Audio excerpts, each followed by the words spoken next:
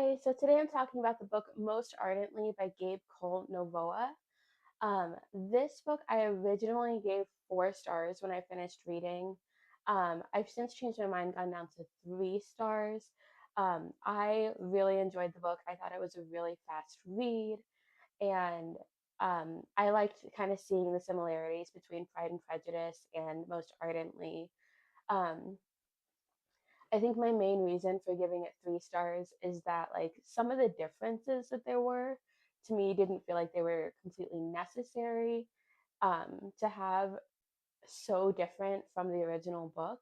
For instance, like the original book has Catherine DeBow, who is kind of a villain when she asks Elizabeth not to marry her nephew. But that's really like as villainous as it gets. She's just like, hey, if he asks you to marry him, don't do it. And Elizabeth's like, I'm going to do what I want. Um, Whereas in Most Ardently, we have like an actual villain who is Collins and oh, what is the soldier's name? Wickham. We have Collins and Wickham who are, for whatever reason, working together so that they can out Elizabeth. They can out Elizabeth as Oliver and kind of ruin the family's reputation in hopes that like Oliver won't inherit Longbourn, which just the whole kind of plot point seemed to come out of nowhere a little bit.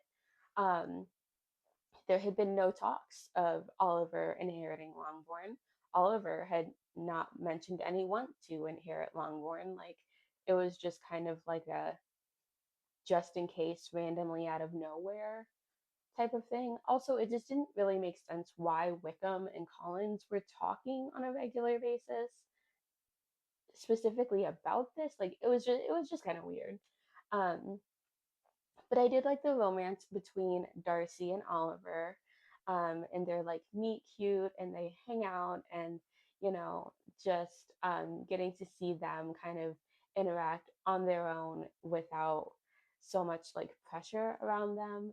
Um, I think was really nice because you get to see kind of Darcy in a new light where he's not as cold. He's still a little bit cold just because he's awkward or he doesn't know what to do, but he's not as cold. So he's able to like kind of flirt a little bit and it makes it really fun and really cute. Um, but yeah, overall, I felt like the ending was maybe a little bit rushed or just like, I don't know, just kind of put together and then like wish for the best, kind of thing.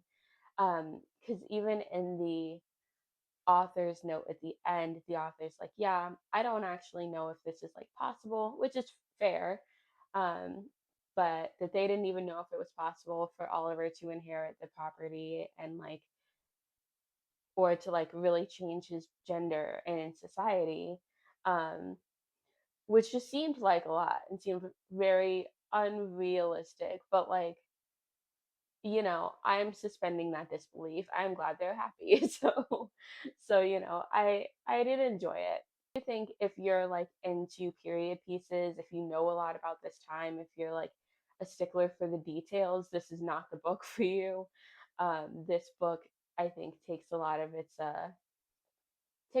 liberties with things. It just kind of like the historical time is there kind of as a backdrop and not really as like part of the story, like it doesn't have very many close tie-ins because it's not meant to be super accurate. So I would say that, but overall, I mean, it was a very quick read. I read it in like I think like 2 days. It was really good. It kept my attention really well, but I would recommend it if you're looking for something to read, maybe like in between books and you're not really sure. I would at least recommend trying it out. So if you do read it, let me know what you think. And yeah, if you have any other recommendations, let me know.